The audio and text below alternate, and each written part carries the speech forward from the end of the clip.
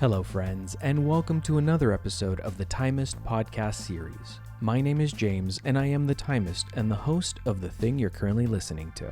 Today, I'm excited to be joined by someone who truly embodies the Oris ethos that is, go your own way.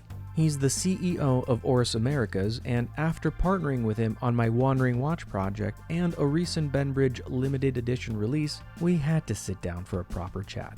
It's VJ Geronimo. In this episode, we dive into how Oris manages to champion authenticity, innovation, and purpose. From launching social clubs all over the world, to traveling all across the United States in purpose-built Airstreams, to crafting watches that have a purpose, whether it's diving, climbing, or just for the sake of putting a smile on your face. We also explore the idea of inclusive luxury, how the baseball and Oris connection came to be, and for good measure, we close things out by discussing sentimental watches within our watch collections. Lastly, we end on a high note with a series of fun, rapid-fire questions. All this and so much more. So sit back, relax, grab a drink and a snack as we get started. Hello, everyone, and welcome to another episode of the Timist Podcast Series. Today, I'm excited to be joined by someone who brings over 30 years of watch industry expertise to the table. He's the driving force behind Oris's incredible growth in North America and continues to drive towards the brand's unified vision that is rooted in sustainability, independence, and purpose-driven watchmaking. When he's not at a baseball game cheering his favorite team on or guiding Oris as its CEO of the Americas, he's generous enough to sit down and share his passion for watches with the likes of me because, well, that's just the kind of guy that he is. I'm, of course, talking about VJ Geronimo. VJ, I'm super excited that you're here. Thank you for making the time in your busy schedule. How are you today? I'm great, James. Thank you very much. Thank you for having me. It's a pleasure to talk to you.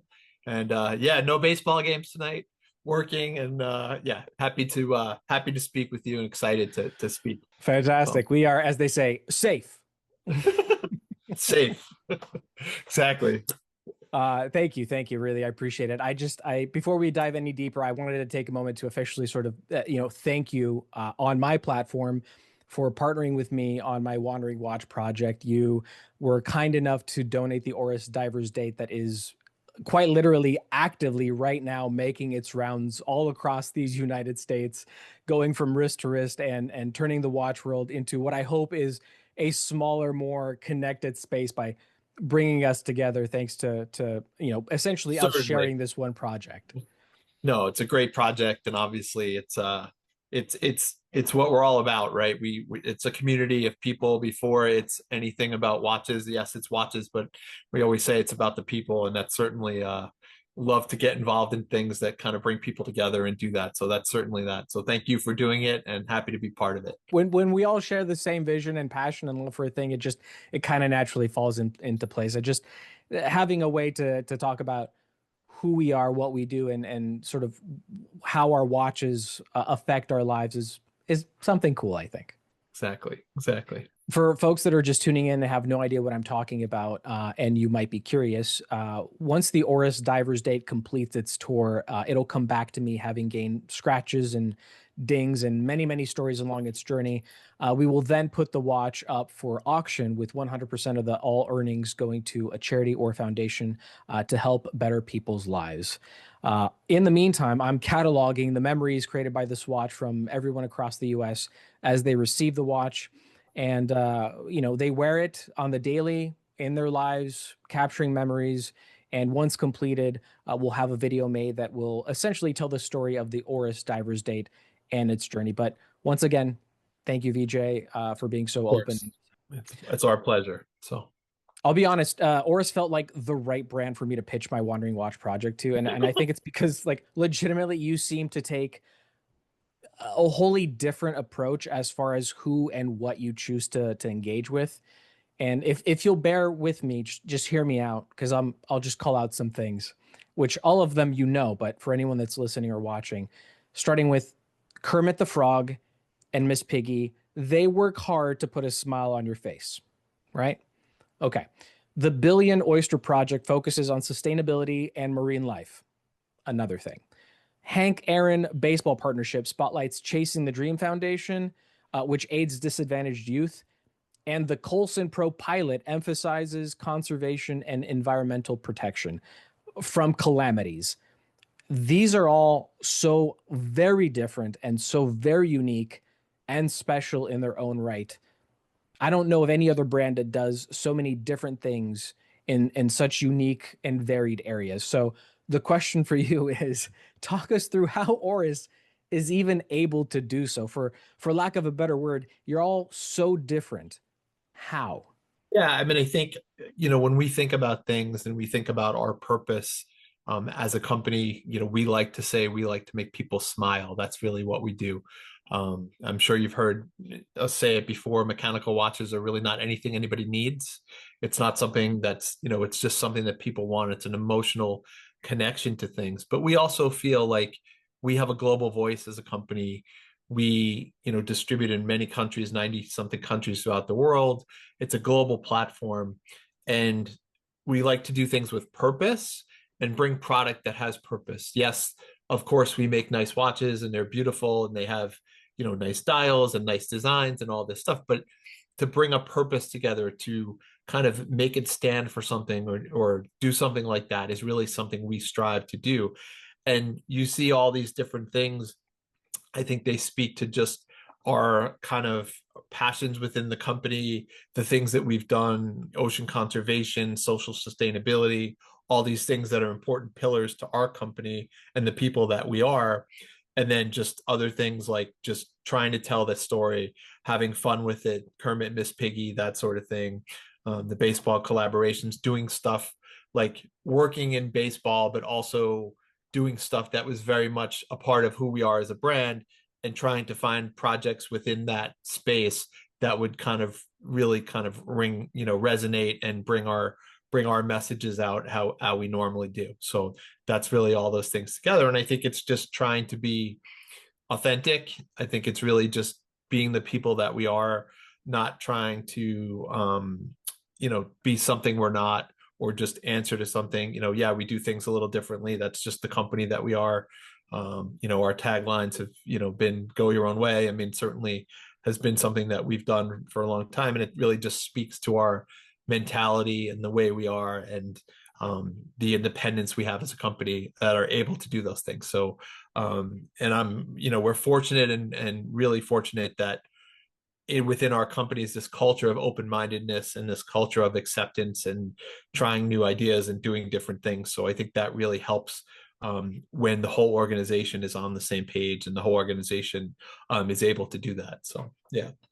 One dream, one vision, one team, it sounds like. Yeah, it's good. And I think that's really part of it that makes it. It's not we're not incredibly bureaucratic. We're, a small team, a small company. Are the way we go about things, our US team, our Swiss team, and it's a very small, relatively flat organization. So there's a lot that can be done quickly, and things get heard and that sort of thing. So yeah. That's awesome to hear. And I think you touched upon something that I want to dive in a little bit deeper, and specifically authenticity. How important is authenticity, and how does authenticity itself manifest within the brand and then get translated into the watches themselves? Sure. No, I mean, I think authenticity is everything, really. I think it's hard. I think when you try to do things, for example, with like ocean conservation or doing these things around sustainability, and, you know, everyone in our industry, it seems, is talking about this now. The past few years or so, everybody's, oh, sustainable this, sustainable that. We'll make this, or it's about a turtle, or it's about, like, it's everybody's got something now all of a sudden going on because it's a marketing initiative, or it's a marketing thing that people feel they need to be involved in. We've been doing that for a long time. We've had these initiatives, these projects before it was, something cool. We were doing this. And I think the thing that sets us apart as a brand is not only do we talk about this stuff, but we actually take genuine action and try to really do something about it. So, when we talk about not just making a conservation watch, but becoming climate neutral, pledging to reduce our carbon footprint, doing these things that we've done and continue to do to really lend substance, put our money where our mouth is, And I think that's really what makes us really, or what I feel is the central part of our authenticity, right? Is being able to do those things. I mean, are we perfect? We're not, certainly not. And I think it's being able to understand those things, it's accept those things. We're a relatively small brand in a big brand world, at least from a total industry perspective, right? Of course, there's micro brands and smaller brands, but we're kind of one of the smaller mainstream brands, so to say, independent. So yeah, we try to do things a little differently and things that make sense to us. So. I love that we try to do things differently and go your own way. Themes keep coming back. It's definitely something that we as consumers on the receiving end see, at least I do, and I really appreciate. So uh well done on that front. Like, good Thank job. you. Thank Yeah. you. Thank you. Thank you. Thank you. You're sort of famous, and we touched up on it a little bit during the intro, but you're sort of famous for loving the sport of baseball. And I know that Josh is right there alongside you. And honestly, I would be remiss if I didn't ask, how much of a hand did you and Josh have in bringing baseball within the Swiss halls of Oris? Because I'll be honest, I'm just imagining you booking a meeting with Ralph and going like, okay, hear me out. Okay. America, baseball. Yeah, I mean it's funny. You think like we've been doing baseball for a number of years. So we've been doing baseball, or we've got involved in baseball in 2019. So it's been 6 years or so that we've done it. Um, and for those of you who don't know Ralph well, like he's very open to ideas and different things like that. And the New York Yankees, I grew up a Yankee fan, and as far as looking at our brand initiatives and our awareness points and things like that was always something I had wanted to do. And to be honest, um the Swiss were very much for it. There wasn't really much convincing to do of them. As a matter of fact, like the initial contact, they had reached out to them in Switzerland. The Yankees did, and came back to us. So it was not really a difficult conversation. And that's one of the things that I think really we pride ourselves on as an organization too, is having the ability to think outside a little bit, not necessarily do what everybody else does and do that. So yeah, so with baseball, it was like a no-brainer, like in the sense of just, in the Yankees, obviously, where we started, global brand, not just a baseball thing, but just that New York Yankees hat. Certainly the logo is a global thing. And we laugh. I have a joke with people that know me. I have a joke that we're walking around in different parts of the world or whatever, and somebody's wearing a Yankee hat. And it's like, you think he knows who, do you think he knows who plays second base? That's our running joke. So it's pretty funny, but it's certainly something that was easy to do. And we started that. Then when Josh came on, he certainly was definitely a big part of that. And he's a big baseball fan too. So it was easy, just a welcoming part of that. And we have a group of people that are fans in that sense. And then obviously working with the Yankees, we work with the Braves, we work with the Padres. So like we've definitely grown that over time. There's a lot of managers in the sport wearing it. So there's about 10 different baseball managers wearing our product and things like that. So it's interesting to see, and it's good. It feels good. So we love it.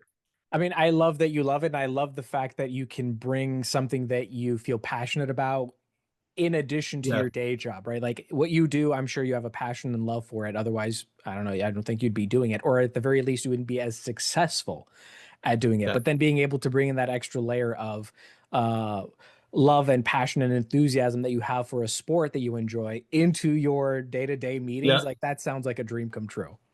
Yeah, and I'm fortunate. Like I feel very fortunate to be able to do that. And like, as I said, as a company, as Oris, like we always say that we can be ourselves, right? Like we're allowed to be ourselves and do those things. There's no, and certainly not everything you want to do gets, accepted or whatever, but at least there's a feeling of openness towards ideas and things like that. So it's certainly a welcome place, and to be able to do that. And certainly in the projects that we've done over time, and working with the Clementes, working with the Aaron family, and doing those things, like certainly you got to do a lot of things that you wouldn't normally get to do. So that certainly was a thrill personally to be able to do that stuff. So I would imagine, yeah, you'd wake up and look at your agenda and go, "Oh, I guess we Yeah. have to talk to the Clementes today." Oh no. Yeah, and I got to go to the clubhouse in Yankee Stadium last week, just to meet with them and talk about their watches and things like that. So just stuff like that I don't ever want to take that for granted, how Mhm. special that stuff is. And but I'm very fortunate, I feel, to be able to do that. And we have a great group of people, a great organization, and everyone, is passionate about it too. So it's nice to see. I do want to dive a little bit more into an interesting concept that um, I've heard you talk about it in the past, and that is exclusive luxury versus inclusive luxury. It's an idea that you and Rolf, the global CEO, have championed over the years. I could even say. Could you please tell us a bit more about how that came to be and what the driving ethos is behind this approach? Yeah, I think it's more putting to words truly the behavior that we exhibit or try to exhibit, right? I think this feeling of the luxury has always been based on exclusivity, right? It's you want it because you not everybody has it, and everybody is, the people that have it keep the other people that don't have it out, that sort of thing. And for us as a brand, we've never really been like that. Like, we've never been a brand of that. We've always been an inclusive, approachable brand, I think, to people, whether that's through our product, whether that was through our price point, whether that's through the way we interact with our community and our people that buy our product. So I think those type of things certainly have played into that concept, and I think that's really putting that to words, right? There's no worship, as Rolf likes to say, there's no worship of a king going on, in a in a feudal society. There's always a king and then the people below him, but we're not like that. And I think that manifests itself in a number of different ways. But like, even when we talking about trade shows, and you look at like the Basel Fair, and you look at the Geneva Watches and Wonders show, right? We always had an open booth. A lot of brands would always have a concept where you had to be met at the front door, and you couldn't get past the door, type of thing. We always had an open concept. People can walk in and at least look around on the first floor, look at things, that kind of stuff. So I think that approach, again, is manifesting itself in those words, exclusive versus inclusive luxury. So we've always been welcoming and open, and I think that's really how we view what we do. And I think a lot of people are now seeing that come into play. A lot of people are embracing that that sort of way of to go about things, because it's just about community. It really is just about watch community and accepting, and and when I in the early days of Oris, for me, like, there were times like people didn't know what Oris was, and the community of watch people was always like, "Oh, we love Oris, we like it," and then it was just a natural, like, the Red Bars of the world, Adam, Kathleen, were really welcoming, and then we just became friends because it was just like, "Wow, you guys know what Oris is and you like it," and we, kind of went from there, and that sort of thing. So I think it's that really seeing that stuff manifest itself. I love that idea, and the openness really gives that sentiment of it's better together, which Yeah. is a wonderful feeling. And it kind of ties into the next question that I wanted to bring up, which is specifically the Oris social clubs, because they're all over the world. I mean, there's one here in Seattle. But really, quite literally, there's chapters everywhere. But for folks that don't know what they are, can you tell us a bit about how this concept came to be and what the sort of core focus is, or its purpose? Sure. I think it was something where we wanted to, we knew there was a lot of Oris lovers throughout the world, and in that way, and we wanted to give them a mechanism by which to get together and talk about Oris and be part of that. But we also wanted to take a hands-off approach to it. Like, we didn't want to be, as a brand, running the social clubs. We wanted it to be people that were passionate about Oris basically running their clubs. And we've had people approach us about running clubs in different cities, especially in the US.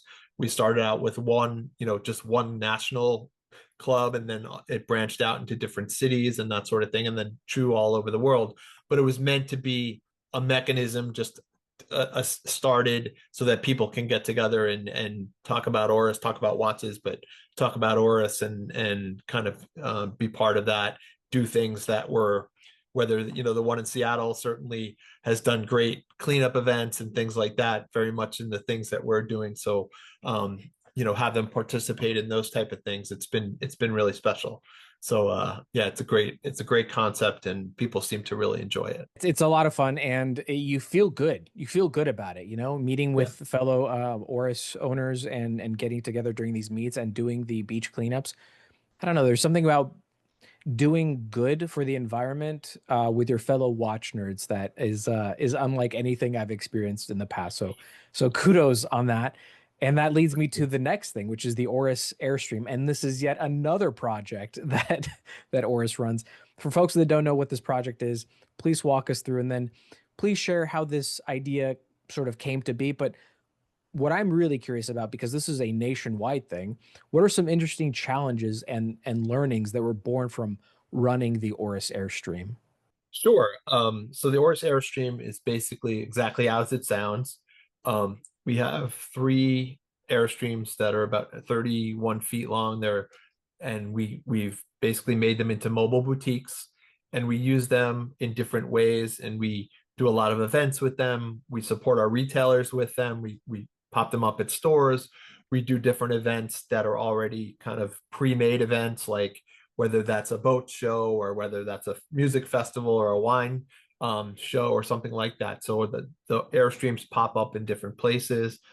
And it honestly came about because, you know, early on, we knew that events were something we always wanted. Since the beginning, past 15 years or so, we've been doing events and different things, just things that were unique. And when you show up at an event as a luxury watch brand, you know, you always end up on a table under a tent with a tablecloth and maybe a display, unless you're, you know, carting around showcases and glass showcases and doing things like that. So it really came from a little bit of practicality, a little bit of kind of understanding, okay, what can we do that's different, that can give exactly the feeling we want it to give, and then also present the brand in a way that a luxury brand should be presented. However, not make it stuffy and not make it, you know. So hence the Airstream concept was born, in the sense of, so we started out, we bought an old 1978 Airstream vintage. We basically redid it, and then kitted it out, and then we started to do some events with it. We quickly learned that old Airstreams, while they look nice and all those things, you know, to transport them around, to really make them something, is quite a lot of work. And, you know, the first event we did, like the power blew because we plugged it into the circuits. The air condition didn't work. You know, we were in like 95-degree weather in a Brooklyn music festival, and all of a sudden, like, the power went, nothing worked. And then it started to pour rain and the windows were leaking. Like, it was like a very much an experience. And if you know, do you know Stark Shapley? Do you know who I'm speaking about? I Lord believe, Shapley, yeah. Oh, yeah. Oh, Instagram. yes, yes, Yeah, yes, yeah. I do. Yes, wonderful So gentleman. Stark, yeah. So Stark, like, he was someone I knew that we were doing events with, you know, back then in 2017, 18. We had just met, and, you know, he was the kind of person that could also drive an Airstream, like pull an Airstream. He was very adept at boats and things like that. So we had quite an adventure with that first one, trying to make it work and do things. And we did a few events with it. But then after a while, we realized that we wanted something that was, you know, we had always talked about building a boutique and doing something like that in the US. And then we thought about the Airstreams, and that was kind of our answer to instead of building a freestanding, you know, boutique in New York City, we wanted something that could be flexible. So we built three Airstreams to kind of do that. And just as we built them, COVID hit, of course, and there were no events or anything like that. So just kind of worked our way through that. And then eventually things came out. So we started doing that again. But it's been great. Like, people really like the Airstream. They look at it. It draws people in because people are just curious about what's going on in there. but then it's also just really cool to have that, and a lot, we've done a lot of things with it. We do a lot of events, so it's definitely been interesting, a good ride, and it all keeps us all very busy. So I love it. I love it so much. The vintage vibes are on point, and I find it not hilarious, but I find it very interesting and comical in that we want the vintage aesthetic. We do not want the vintage work. Uh, exactly. Exactly, right. No, it's true, but it's like you don't, not that you don't realize, but you just see like exactly what goes into it, and even new ones, like even the new ones, they have their moments too, like the wear and tear and yeah. different things like that. They're, mechanical pieces, they get pulled around, they have things that break, they do things like that too. So it's yeah, it's an undertaking, but we have a great team of people that certainly and our whole group is very involved in the Airstream project, whether that's people everywhere from people that are in the office supporting it, to the sales team that's out there, to the marketing team, to everyone that's out there doing events and things like that. So it's been a very big group effort. So No, it's paying off dividends, I think. The idea of not investing in one static location and instead going mobile with three of them and essentially turning a mini boutique that is movable across, the United States is a really great idea. A really great idea, and y'all do such a good job of executing on it. And I met the Lord thank you. himself during the Alvin Goldfarb Polo Seattle Yes, event. yes. What a great guy. What a great guy. He's great. He's great. Yeah. So we've had some interesting times in the Airstream, and pulling, especially with the original one. So, but it's been good, and obviously Josh and everyone too very involved in these as well, in the tour that we've been going through. So it's good. So Kudos and props to y'all. Kudos and props. thank Well you, done. thank you. I want to talk a little bit about Oris and how, well, some people don't know this, but they'll find out now. Oris is over 120 years old. And that brings with it a certain level of prestige, but also challenges. The question is, how do you manage the dichotomy that basically is innovating tech and materials on one hand, and sort of maintaining heritage, right? And you and I have talked about how watches are totally unnecessary in this day and age, and so I guess what I'm curious about is how does a brand like Oris with so much history manage to balance creating the new while also respecting the old? Sure. I mean, I think, the great thing about being 120, it's actually 121 now. Oh, We're as of June 1st, we're 121. But the beauty of that is, obviously we've been making watches a long time. We know how to make watches, like it's, we're very, there's expertise in that way. And then we've made a lot of great watches over time. So we always have this, we're not a 5-year-old brand and there's not much to look back on. We have this whole history and this whole catalog of product to look back on and see what we've done. But then also, to your point, is like, what does the future look like? So, we can go back, and we've made like an exact replica of something we did, 50 years ago, and we've done that. But then we also have taken, like, the diver date is a great example of taking something that gives a historical look back, having that vintage feel to it, but then saying, okay, what does it need today? And instead of a plexi crystal, it has a dome sapphire crystal. It has water resistance. It has ceramic top ring. It has the features that you would expect to have in a modern watch, but with that aesthetic of the older watch, right? And I think that's something that's always been good in that sense. But then, not just taking a vintage watch or looking at a vintage side of things, but then on the technology side, it's innovating, right? It's always innovating. Like, innovation has always been something that Oris has done for that many years. It's always something that we've made all these movements over our time. We've always had calibers that we've made, but then, yes, it's making our own movements. It's going from, in recent years, caliber 110, 112, 115, all the way, making our manual wines, and then our caliber 400 series. So it's having that foresight and having that drive to innovate and keep looking forward. It's using new materials, new technology, whether that's the 3D printed carbon fiber Coulson and altimeter, right? Using that, working with people that are on the cutting edge of that technology to basically turn it into the watch, turn it into our world and make things that were different. Yeah, did carbon fiber watches exist in the watch world? Sure they did, right? But there were always some like, base metal or putting carbon fiber over something.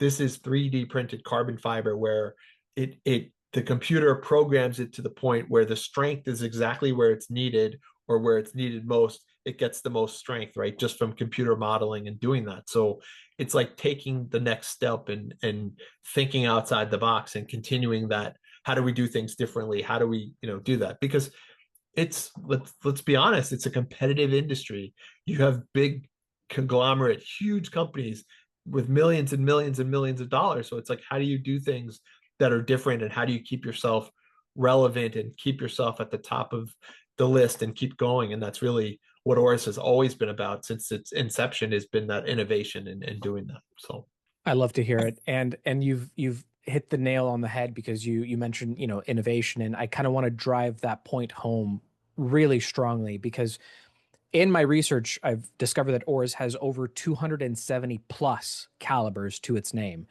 And yep. that's no small feat. That is a ridiculous number.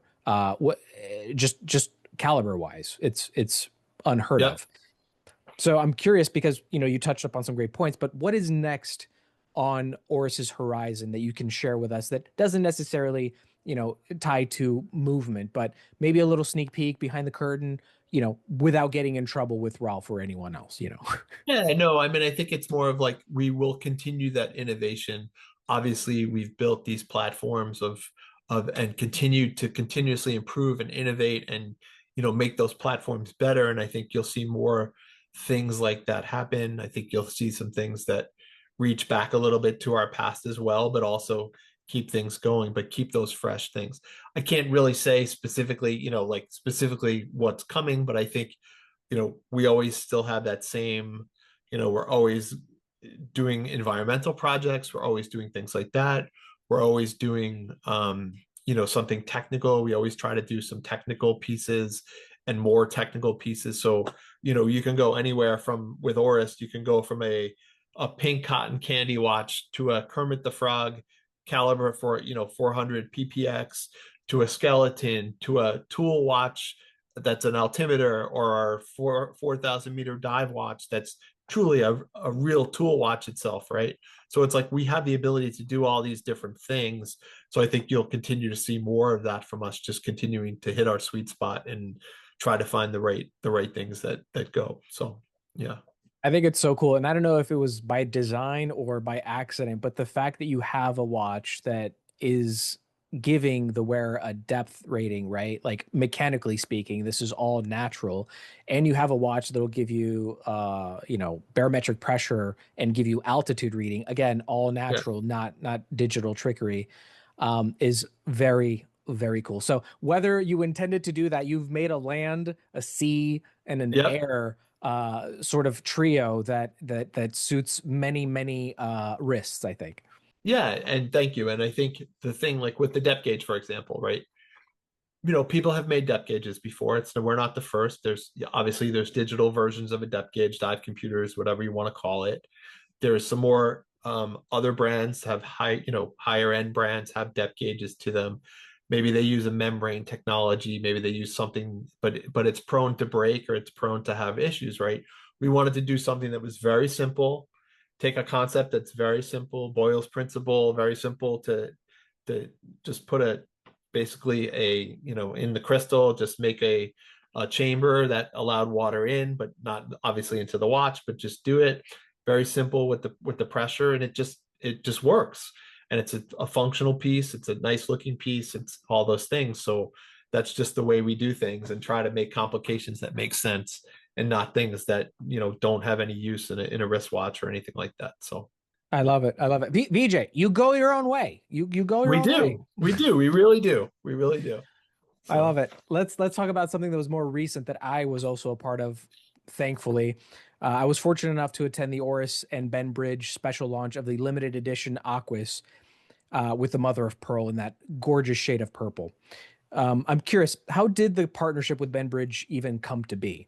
And what motivated the collaboration? And maybe if you can share some of the process on how, both teams worked together to essentially turn that vision, because essentially it was just a vision at one point, into two watches, right? Into Sure. reality, essentially.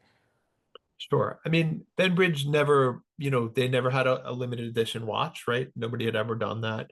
And we had talked and we had a meeting with them. We talked about possibly things we could do together. And that was something we both agreed that would be something that we'd be interested in doing. And then the process went by which, we had some design back and forth and what made sense and how should it look and what should it be. Obviously, in the Benbridge colors was certainly something that was there. And it was, yeah, just speaking to the companies. And I think if you think about Benbridge and the people they are, the company they are, the values that they hold, we very much kind of have very similar values in that sense. And I think, those that was something that resonated. And, for me personally, having worked with them for a bit of time and knowing the reputation that they have and those sort of things, they're just genuine people that you love working with and, would do things for that maybe you wouldn't do for everyone, but certainly they're people that you enjoy working with, and certainly that it's a two-way relationship, and it's always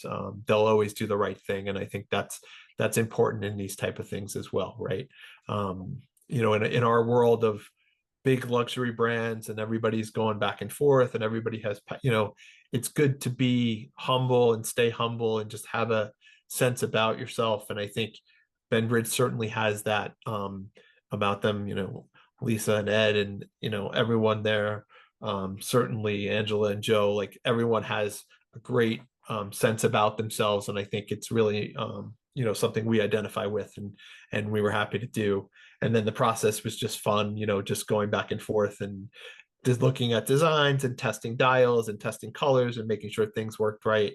And I think, finally arriving on something and then bringing the finished product, which obviously you got to be a part of. And that was a great evening and just doing that. So we were happy with that. So It was a fantastic evening, and I was super happy to be a part of it. And I think it feels good to hear all these wonderful things between you two, Oris and Benbridge. It almost seems like you both found each other, and it's a very copacetic hand in hand relationship that just felt right. So why not?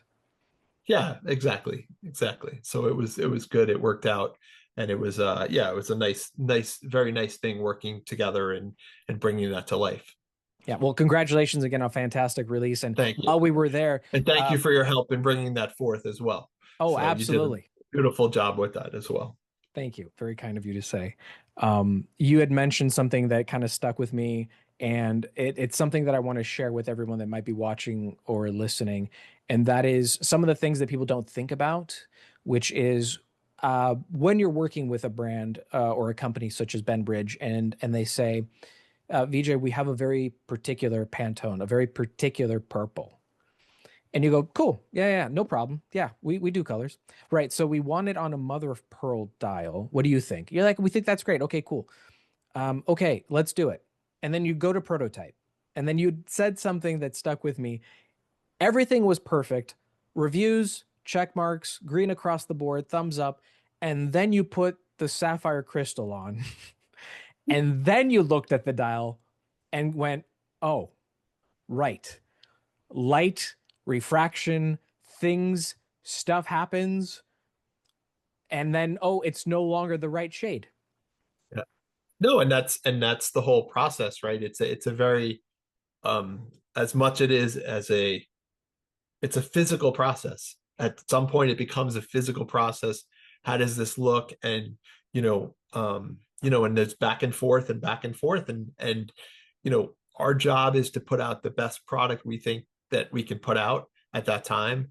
And sometimes, that sacrifices maybe timing or it sacrifices thing, but it's always coming like, what is the best product we can possibly put out doing this? And that's what we always strive to do. So yeah, that's part of the whole part of the process. And but in the end, I think everyone appreciates the product that comes from that and the quality of product that comes from that. And I think, yeah, it was fun to do. But yes, but it had its had its back and forth and things like that. I think it's important though to surface that, because too often, at least I personally feel this way, too often do companies just say, yeah, so here's the thing. We did the thing. It's great. It's perfect. We hope you like it. And there's this sort of pause and potential expectation that we immediately connect or bond with it. And in the watch world, storytelling and the journey plays such a big role in why we connect with what we connect. So that's why I'd like to, surface, and that's why we talked about it. Some of the challenges, like, no, it didn't go perfect from the get-go. No, yeah, it was great. We prototyped it. It looked right. Then we went to actual physical, creation, Yep. and it was great. Color was right. We put the crystal on. It was no longer correct. And now we go back and we solve for it. But people don't see that. People don't know that. People just see the launch and go, cool release. They don't know the I like story. that, or yeah, or I like it, or I don't like Yeah. it, or whatever. Yeah, but they don't. Yeah, there's a lot that goes into it, right? And that's pretty much true of anything. I think that's true of a lot of things, right? And we happen to be in our watch world and doing the watch, creating watches and doing those things. But I'm sure it's true in a lot of other situations too for other people, right? But it's just, and thank you for kind of talking about it and bringing it up, and understanding the process that comes behind doing something like that. That it's much more in that sense. It's not as easy, always as easy as it looks, right? Or something like it, to that effect. Yeah, I mean, So I'm sure you get you probably hear it on the weekly basis. Like, why don't they just do this? Or it's not hard. Just take XYZ and yeah, pair it with one, two, three, and it's done. But it's never really just that simple to go from concept to finished product. And again, as the CEO of it's it, Oris for the Americas, like, you see more of this than most. What are yeah, some of the things that you could potentially walk us through, like timeline wise, just to give folks an understanding? Because I am almost tired of hearing folks saying, "Oh, well, they just put something out, and why do they do it? They copied this brand or they did that thing over there," and not specific to yeah, Oris, but like any brand. I would yeah, love for you to help people understand the runway, the timeline that we're talking about. For instance, end to end Oris diver's date, just yeah, so people get an idea of like what it takes to actually have someone wake up one day and go, you know what we could do? We could bring back the Oris divers and then modernize it. And from yeah. that minute until it hits the retailers, we're talking years, right? Yeah, I mean, it can be, it depends on what it is. If it's a brand new case or something that has to be created from scratch, or something doesn't exist. Yeah, it could take a while. It could take, 2 years, something like that, to create it. Most things for pretty much take about a year, I would say, to create from start to finish, and sometimes you get lucky and things get sampled and the way they are, and it comes out perfectly the first time. Maybe you have to send it back again, similar like with a dial or something like that, get a better shade, get a different thing, comes out. And then once all that's done, then it goes into production, and you produce it, and it takes time to do that. And then depending on what's what, but yeah, it's about a year or so, I would say, before those things come to bid. So like when you see something, like if we release something and then another brand releases something within a week or two, it's not Yeah. like all of a sudden we turned around and did it, or vice versa. It's like this has been in the pipe for a bit of time. It's not like it's just Right. It's been yesterday that it cooking. happened. Yeah, kind of thing. So exactly that. So yeah. Yeah, I really, again, working in the production realm with video games, though, it's never it's never like, oh, you know what we thought, VJ, last week we just figured we'd do this thing, and we went ahead and did it. So, we hope you like it. No, Yeah. stuff cooks for a while. Yeah. Yeah, and here it is, by the way. We produced, the quantity we needed, and they're here a week later, right? Right. No, lead times, transportation, retailers, Yeah. suppliers, logistics, all that. No. It doesn't It's work. fine. It's fine. Yeah, It's fine. We don't need exactly. that. Exactly. So, yeah, but Let's it's still, I mean, with all that said, it's still fun, right? It's yeah. still, you're creating something cool. you have a say in those things that go on, at least personally. Like, it's nice to see that process. Not everybody gets to do that, but it's certainly something. And the other thing is, like, we like to listen to consumers. We try to take feedback. We try to do things and make things and create things. Like, we always go back to the cherry aquas that we created, that was created during COVID, and in a doing all these red bar virtual meetings and asking for feedback. And that was like one that came up the most, like, you guys should do a red dial aquas, whatever. um Ty Alexander, if you know who he is, over in a red bar Milwaukee, and kind of creating that.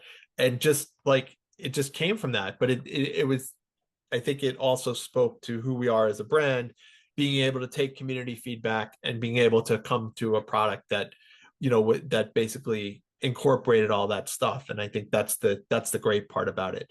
I mean, do we do everything that people say? No, we do not. I mean, there's some crazy things that people put out there, and obviously things have guardrails a little bit to work with, but still, I like to think we do more than most in that sense. So, yeah. To know that Oris listens, and Oris it tries to accommodate as much as possible is enough. But of course, within reason, there are guardrails, like you said. Not everything is possible, or at least not within a certain budget or timeline. Yep. Yep. Exactly. Won't Exactly. you please, VJ, tell me a little bit about the very first watch you ever got? What was it, and do you still own it?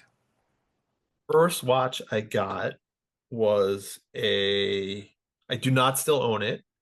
It was actually a digital, like, calculator watch. I think I got it for my, like, confirmation, something like that. And I had it for a while, and then I didn't wear it. And then I didn't grow up wearing a watch. Like, I wasn't a kid, like a teenager, that wore a lot of watches or did something like that. Or maybe I got it for my communion, maybe not my confirmation, but I got it. But I didn't wear a lot of watches growing up. And I remember, um, even in college, I didn't wear a lot of watches. And then after college, when it's going to go working, I'm like, all right, I have to get a watch. And I bought, like, a cheap, like, watch, like I don't even remember what it was. And then after that, shortly after, I started working for a watch company. And then all of a sudden I got very much into watches and what they were and that sort of thing. But, like, my dad always wore a watch. He always wore, like, a watch with a stretchy band on it, like, always had it on, that sort of thing. Like, so you just, it was always present. Watches were always present in that. My grandfather gave me a Ben Russ, like, I had a Ben Russ from my grandfather, like an older one. My grandmother gave me, like, a gold watch for my graduation, kind of thing, like in that sense. But it was, yeah, I always had watches, were always present around. But that was my first watch, if you want to get technical about it, was a digital calculator watch. So, I love it. I think at some point I had one as well, and I went about trying to input my contact list in there, and yeah. it was a lot of fun, really time consuming, and then I just gave way. I just gave up halfway through. I'm like, it's fine, it's fine. I Yeah. don't. Who am I going to call? I'm a kid. Who am I going to call? And it's funny now, I see people wearing, like, digital, like, throwback digital watches, like Yeah, the and I always say nice watch. Like, I yeah, always just comment on it, because I always find it funny to see that, or not funny, but I just find it endearing to see it. So, yeah. Everything's cyclical, right? yep, very Everything's much. cyclical. So you Very much. love to see it, but Yeah. you must have quite a few watches, and you've seen and handled hundreds, if not thousands. Of the watches that you currently have, which one holds the most sentimental value to you, and why?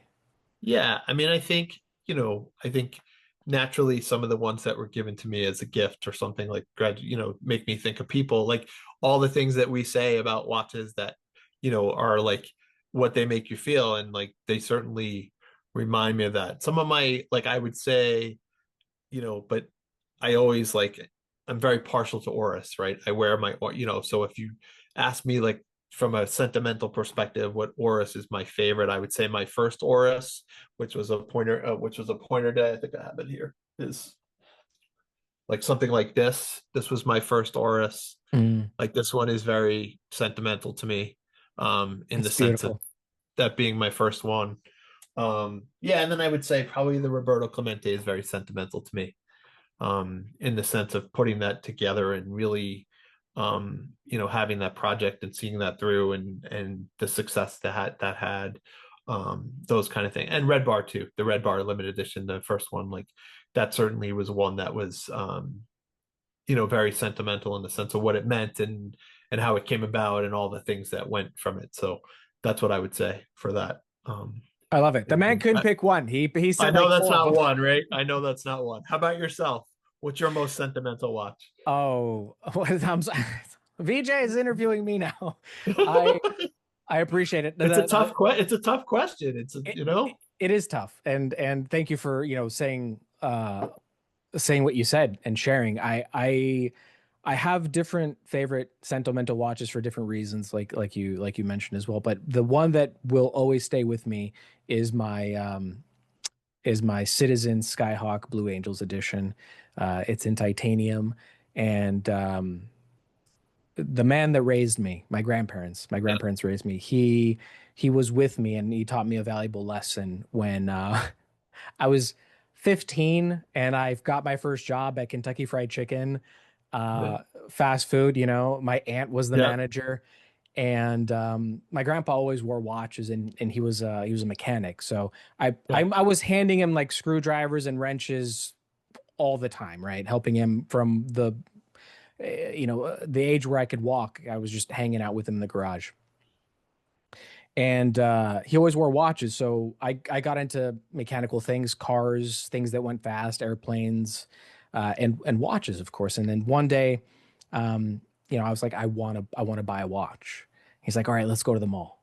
So we went to the mall. It was Sears, you know, Okay. Yep. okay. And I, was obsessed with airplanes as well. I had dreams of becoming a fighter pilot because Top Gun, Okay. right? Like just Yep. I feel the need for speed, all of that, right? Just All the all the stuff. Yep. tropes, all the stuff. Yep. And I spot this Blue Angels navy and yellow Citizen, right? And it just stole my heart. And I asked the gentleman behind the counter, uh, could I please see it? He's like, of course, shows me the watch. And I asked him how much it costs. And the man said $550 back in 2001, right? Right. 2001. To a 15-year-old, that may as well have been $10,000. Like it's just, Right. Right. unfathomable money for a kid. But my grandpa saw the way that watch sort of imprinted itself onto me, uh, and he's like, he asked the gentleman, it's like, do you have layaway? you know, which is not a thing that I don't think exists in today's day and age Right. anymore, right?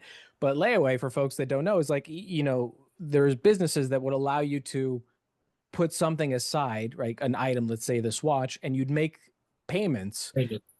without interest or no credit check. And again, for a 15-year-old, that's the only way I could have done it.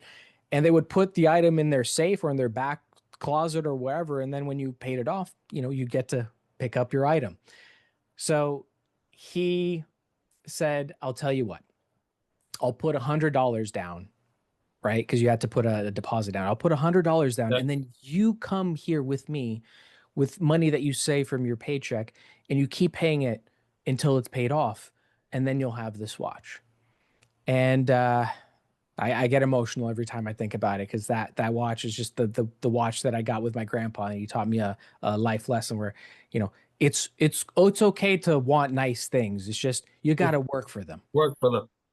Yeah. Some sacrifice is necessary, whether it's time or energy or effort, or maybe I don't go out with my friends to eat at this fast Yeah. food place or that because that's 10-15 bucks that I can put aside to For the go watch. Yeah. for the watch. No, that's great lesson, right? And that's, yeah, it's Yeah. emotional, and that's what it's about, right? That's So what it's about. And that's the watch. Like, I'm very grateful and very thankful and feel blessed to have all that I have. But that watch, is definitely not worth $550 today. It's worth a lot less. But to me, yeah. it means everything. Yeah. So Awesome. there you go. See what you got and done. You See, made me all all right. emotional. Me too. All right. But thank you for asking. Let's go into some happier times. Rapid All fire right. questions. Are you ready? Yes. Okay. No, you don't have to think about it too long. Just, whatever you Okay. feel. Okay. Date or no date complication? Pointer date. Oh, keeping it in the Oris family. Okay. I dig it. I dig it. I like it. Uh-huh. This is a complicated one. What's your grail piece? To be honest, I don't really have one. I know that's like an answer, but I really don't have one. I don't like, obviously I find it, I like a lot of watches, but Yeah. I can't say there's something I have a grail piece for. I really don't. And I know it's not a cop out of an answer. I just don't have a grail piece.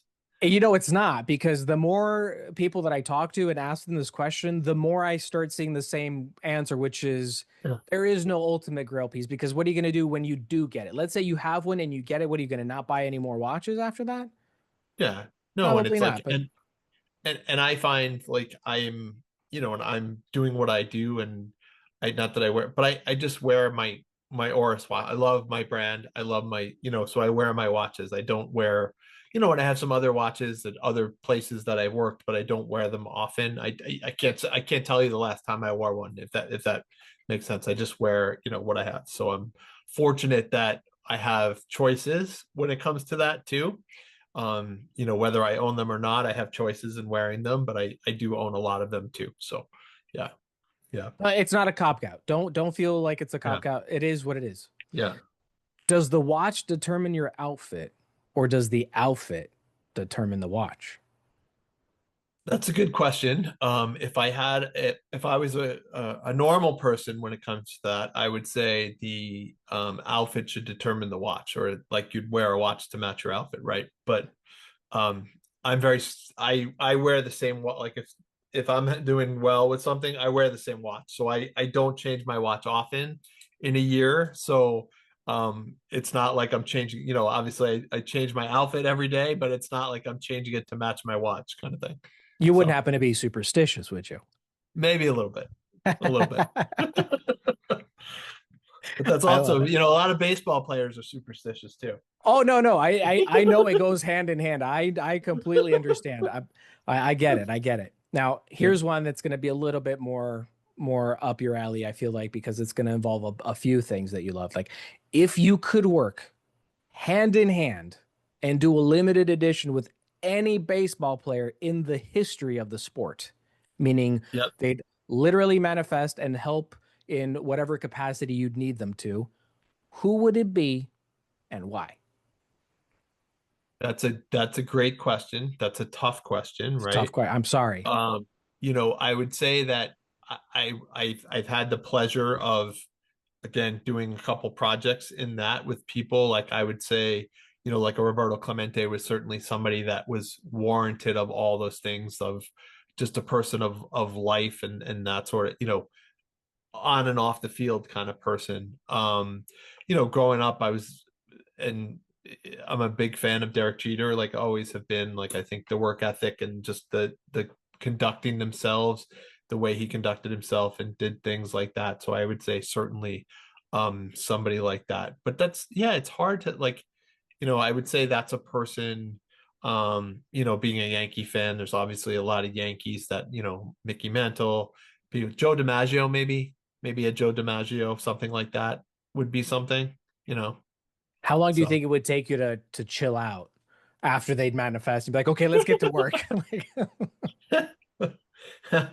I don't know. Yeah, it would take a little bit of time, probably, but going through, and yeah, just it's emotional things too. Like yeah, that was my dad's like favorite player, like always these things, right? So like it's kind of definitely has those kind of things that also play into it a little bit. I love it. Yeah, Okay, okay, here we yeah. go. Keep it pristine or scratches add to the memories made. I'd say scratches add to the memories made, Yeah, most yeah, definitely. I can see So that. I can see that. yeah. You seem like the type of person that is attaches these memories to certain events, and if something happens, it happens. But then you can look back at it and go, I know what that is. Yeah, and I'm not overly like, oh my God, you scratched that or that got scratched, in that sense. Obviously, if it's something breaks or something like that, then you gotta fix it or do whatever. But not necessarily on a regular basis. Are you like, kind of going back and forth with that? And patina too, like I'll keep patina on the watch kind of thing. So Oh, um interesting. Like on, do you have a couple bronze pieces? I do. So I have uh, I'm just sitting up here with my watches. So I love it. that's the Carl Bashir, right? So Yeah. Oh, wow. You have some, what is it? What is it yeah, called? The green stuff? The it evergreen? No. it's patina. Yeah, it's like patina. It's like like as if it was the Statue of Liberty, Totally. that kind of thing. Yeah. But yeah, Yeah. yeah. And that just came from a little bit of like salt water or something like that. But Hmm. I haven't cleaned that since I had it. So that's like, that's 7, that's 10, almost 10 years actually. So, Very but cool. Very, very yeah, cool. yeah. So Okay. interesting. Here we go. This is going to be a heavy one. All right. You find out that somehow that limited edition timepiece that you built allows you to visit your past self, all right? Right. Now, when would you meet your younger self in the timeline, age, and what advice would you give that version of you? Oh, that's interesting. I would probably say maybe like 15 or so, Okay, like a okay. 15-year-old version of yourself, Uh-huh. and just kind of, you know, not because you think everything when you're a younger person. You think all these things, and just like my advice would probably be just take it in and absorb, and you don't know everything. Listen to the advice of people you trust, and kind of have that. That's what I would say. Like, because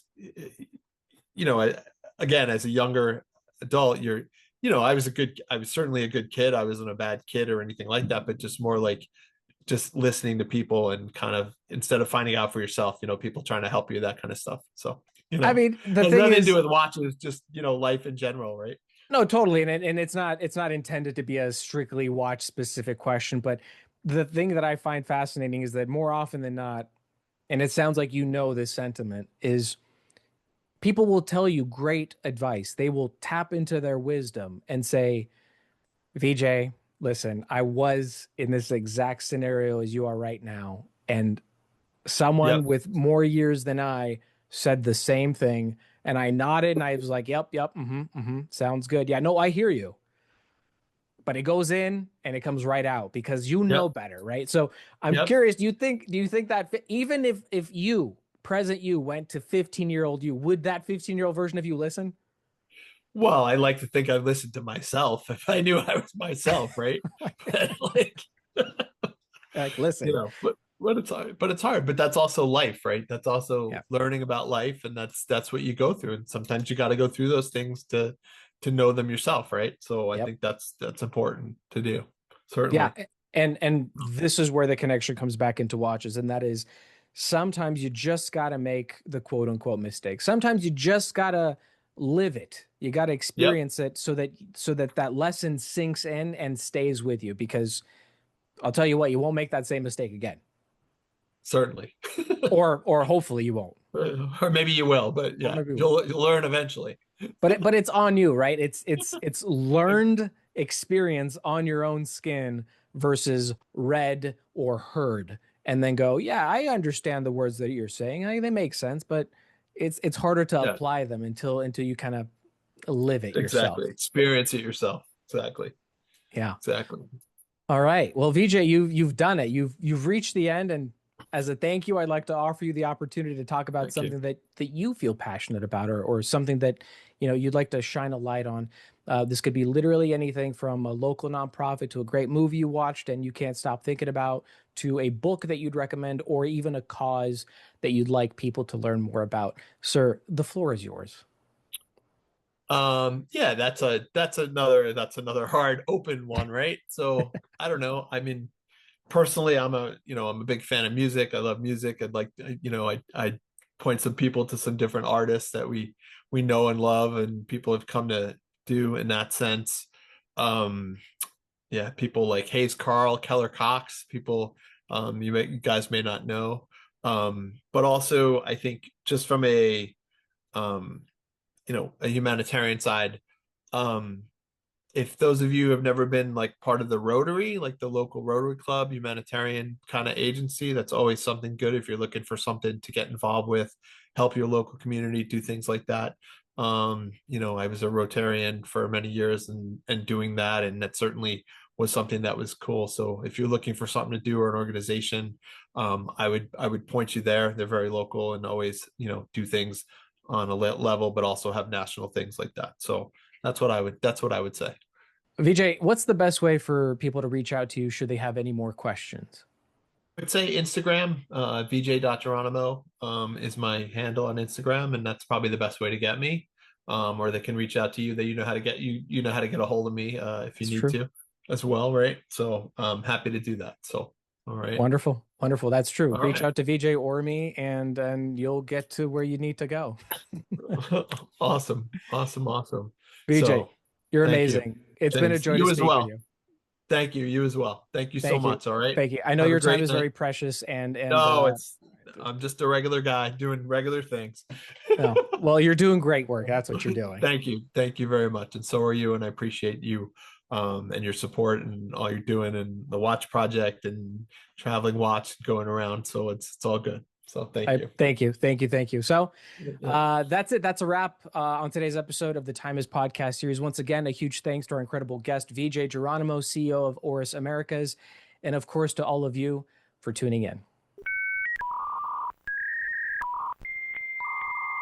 I didn't ask what watch you're wearing. Everybody asks what watches you're wearing. I don't ask that.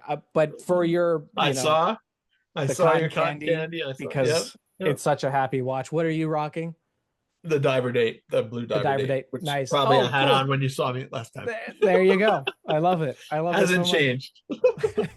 That concludes this episode of the Timist Podcast Series. A sincere thank you for hanging out with us. Hopefully you enjoyed it. If you did, then please push all the buttons that will help you hear more of us in the future. If you'd like to continue the conversation, you can drop a comment in the associated YouTube video or reach out to me on Instagram at TheTimistIG. Thanks for listening. I'm The Timist. Be well, and I'll catch you in the next one.